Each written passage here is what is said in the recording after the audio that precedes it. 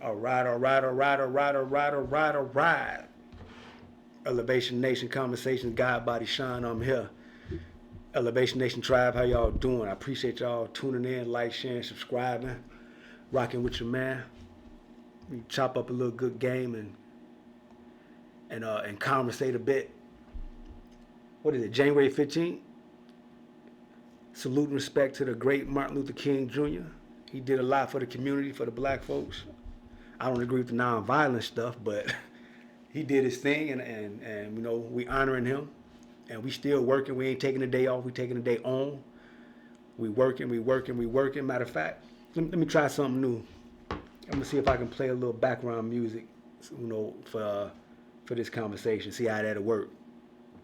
Uh, Much respect to, like I say, Dr. Martin Luther King. Happy birthday to my son. Today is his birthday. He's gonna be a great man. And just chopping it up with y'all. It's January 15th. It's cold here. It's cold here. I guess it's a nationwide freeze going on. So hope you're staying warm and with your loved ones, and you got plenty of food to eat and plenty of water to drink, and just chill in the house. It ain't that serious. You can stay in. You ain't got to go out. I wanted to talk about this. I might get a lot of hate from the women because you know how the women, men too. A lot of brothers, they love Tupac. I got love for the brother too. But it's time to let that brother rest. Let that brother rest. I think it's been maybe 25 years since he was murdered. Time to let that brother rest. We got if I see one more podcast on YouTube with some old washed up rapper talking about a Tupac story, like that's supposed to validate him or give him more credibility or something like that, I'm gonna pull my hair out, and I ain't even got no hair. But we got a lot of people feeding and eating off the brother. A lot of them never even met him, or never did any work with him. Some have or whatever. And I agree. He was a very polarizing young brother, a great musician, great artist, good actor. He was still growing in that aspect, and he has some powerful music.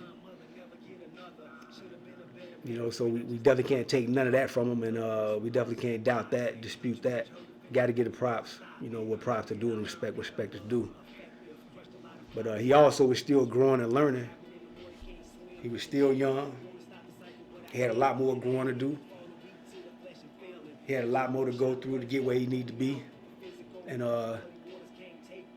get where he was going. But he still was doing some nonsense.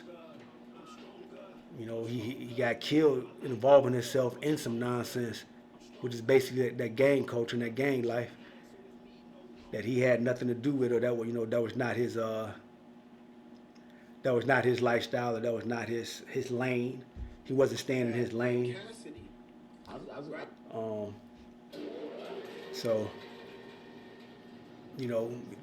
he got himself taken out or got himself mixed up in some stuff that he had no business being in, and that was one of the things that kind of led to his demise.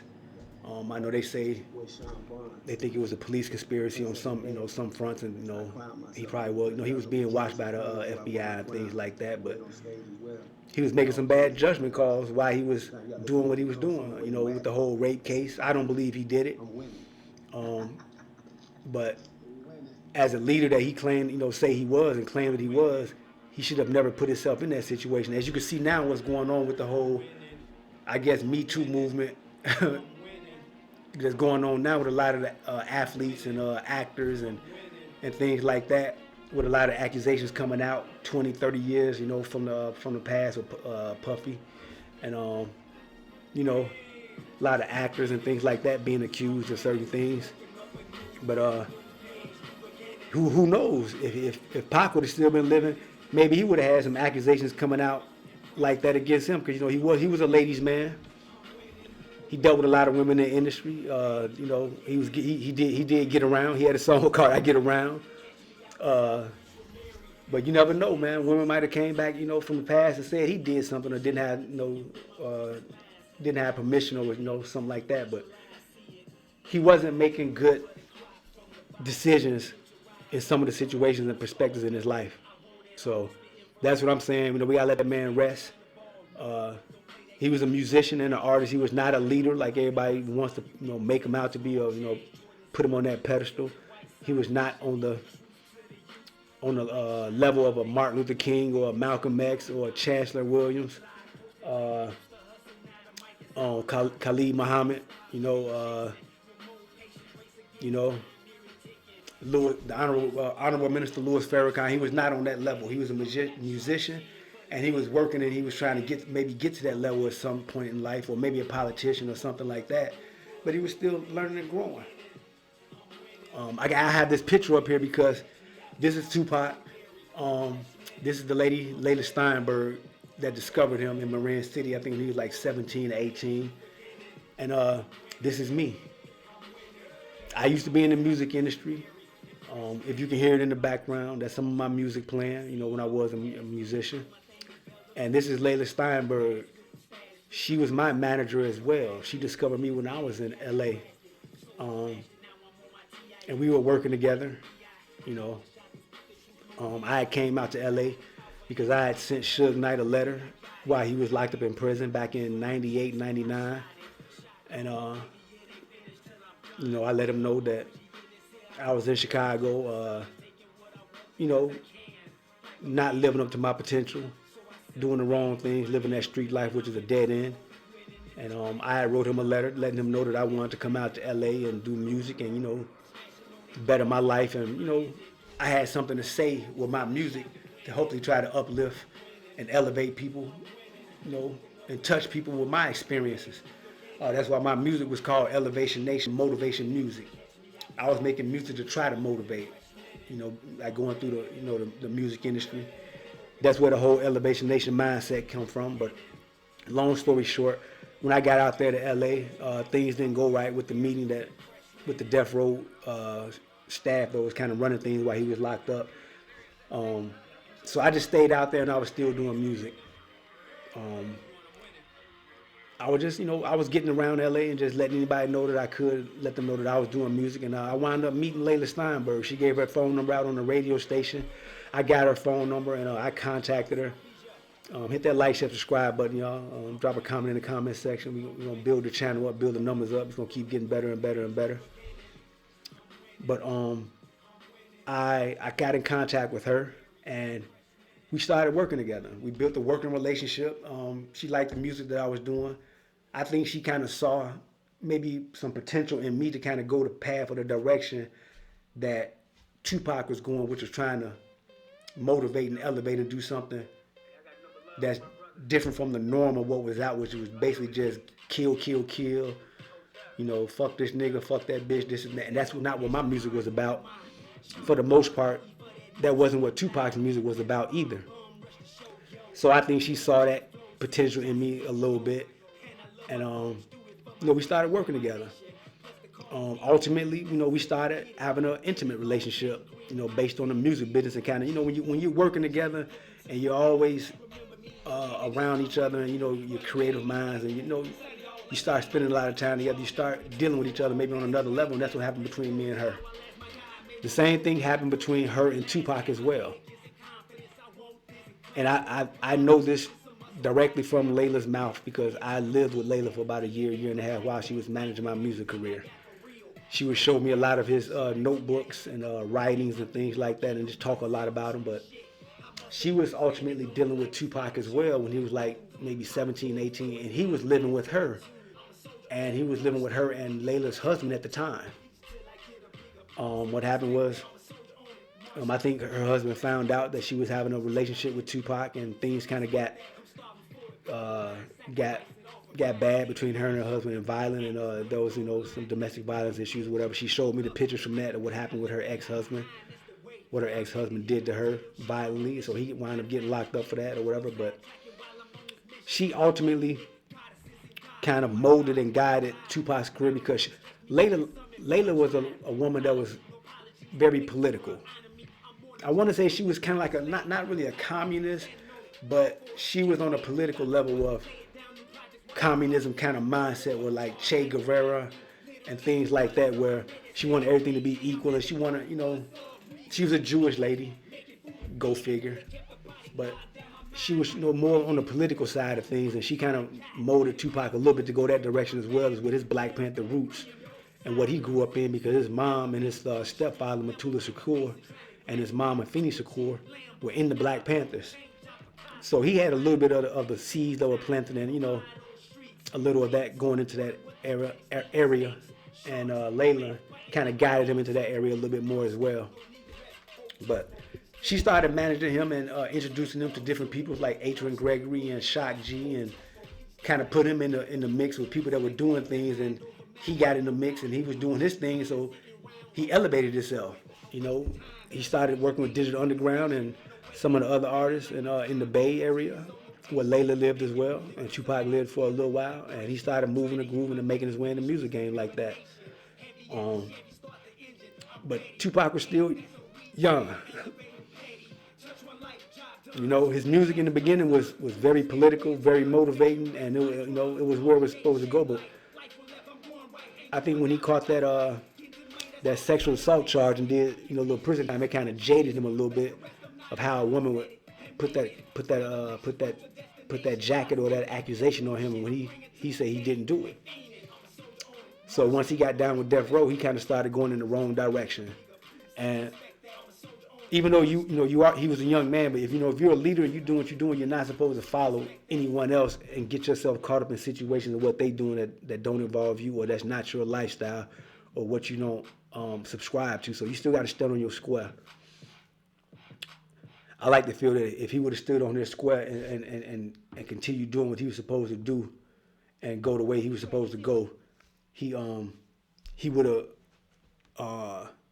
gotten where he needed to be. He wouldn't have got caught up in the mix of being murdered, in Las Vegas, or dealing with going through some gang activity stuff, or violating a young man that was involved with a gang.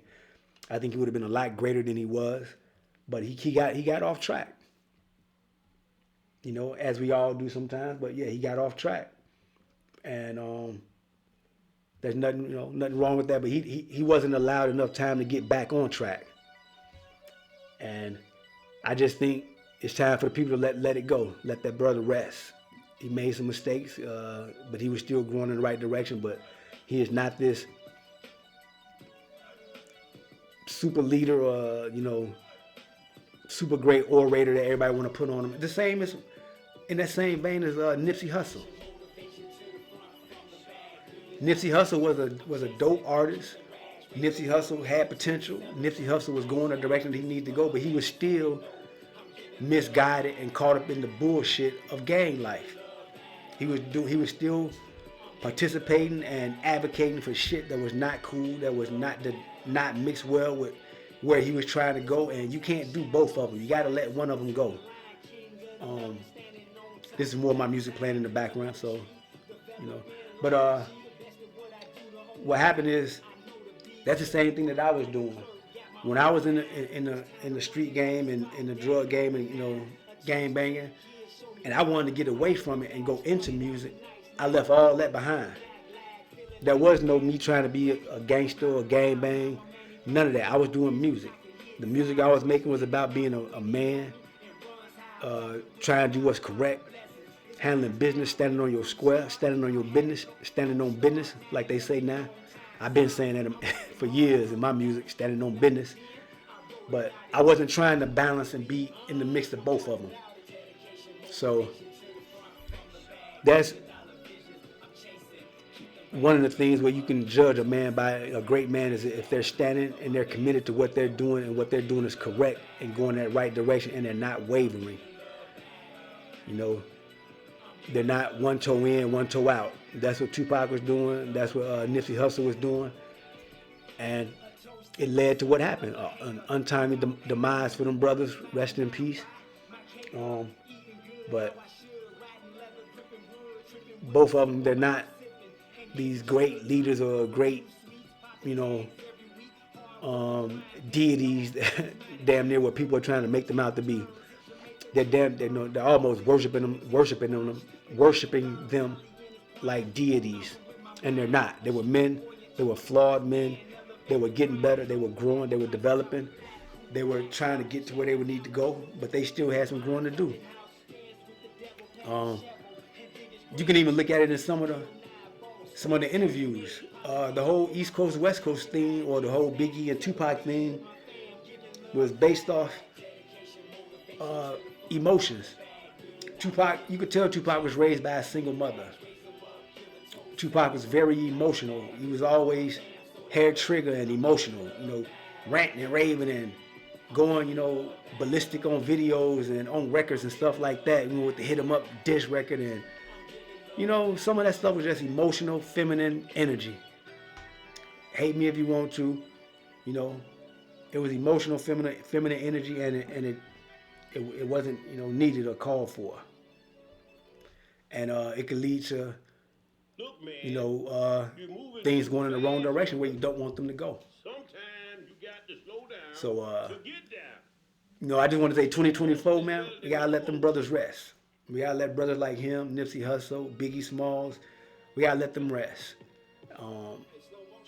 The music industry is filled with a lot of people that want to be like them or trying to be like them, want to follow in their footsteps, but they can't, they won't, they need to just be who they are.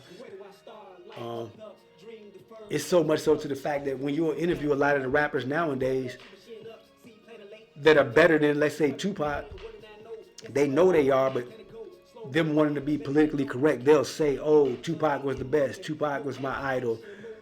Biggie was my idol. He was one of the best. And you got rappers knowing damn well that they were dope, but they wasn't the best. They were good. They had a lot of the aspects that make a good artist, as far as charisma. They had records, they had cadence, they had flow, they had lyrical content. So those are things that, it's a well-rounded thing that makes you a great artist. But yeah, a lot of artists just saying that just to be politically correct and just to, gain favor with the industry and, make it look like they really, showing love with this. You can show love without having to kiss ass or just having to talk falsehoods. Tupac died broke from what they say. I don't know his financial situation, but he wasn't standing on business. He was standing on business in some aspects, but some aspects he wasn't standing on business. And he wound up passing away not in a good financial position where he should be, or that he could have been in. That's not all his fault, but and he got clicked in with with people that didn't have his best interests at heart, i.e. Suge Knight and Defo and all of that. But I've even met some of the people that dealt with Tupac. I met Napoleon from the Outlaws. His name was Muta. He's a Muslim now. Salute to that brother. I met him in the studio.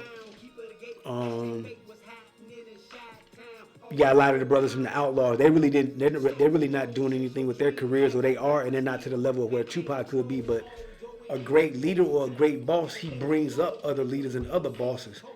And a lot of them brothers are kind of still living off of the legacy of Tupac and the Outlaws, when now they can be building their own thing and moving forward and going their own direction and letting that go. That was part of the past. It was cool.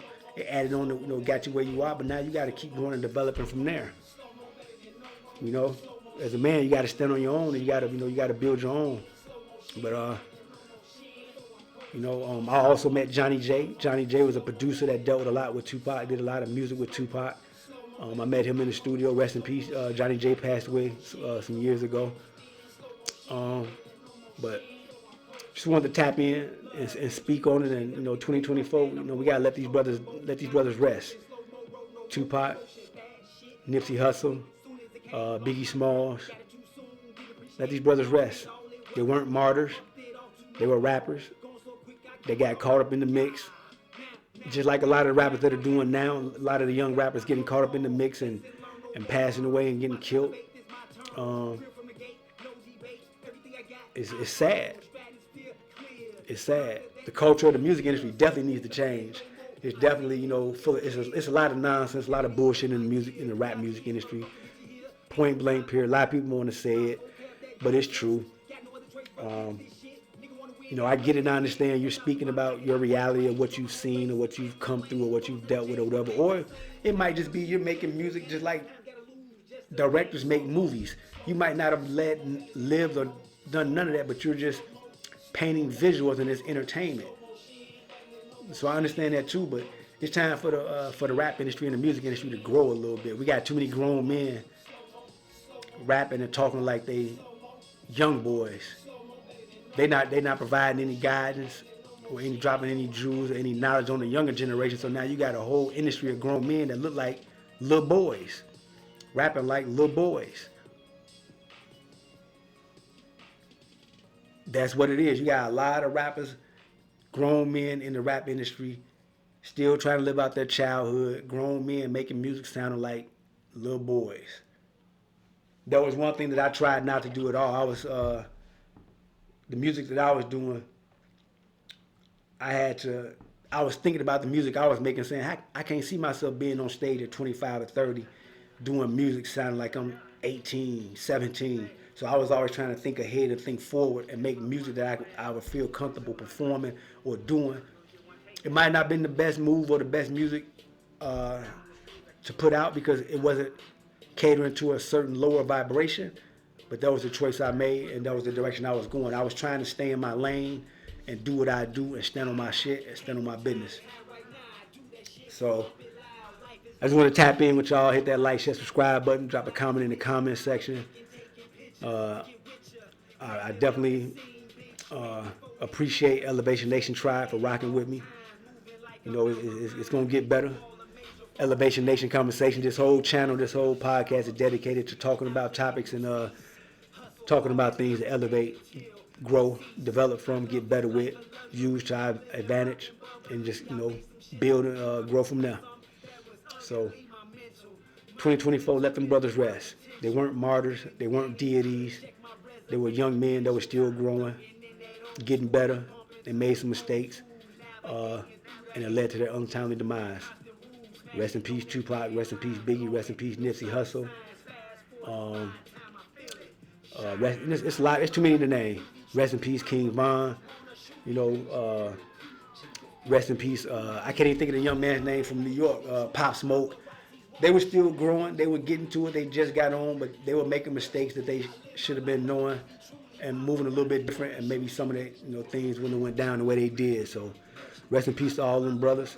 Let them brothers rest. 2024 is time to grow, develop from some of the bullshit that's in the music game. It's time for men to be men, make man music, or just make man moves, and just do better. So I salute y'all, respect y'all. God Body Shine. I'm out. Hit that like, share, subscribe button, and we can continue dropping it on y'all, getting better and better. One. Peace.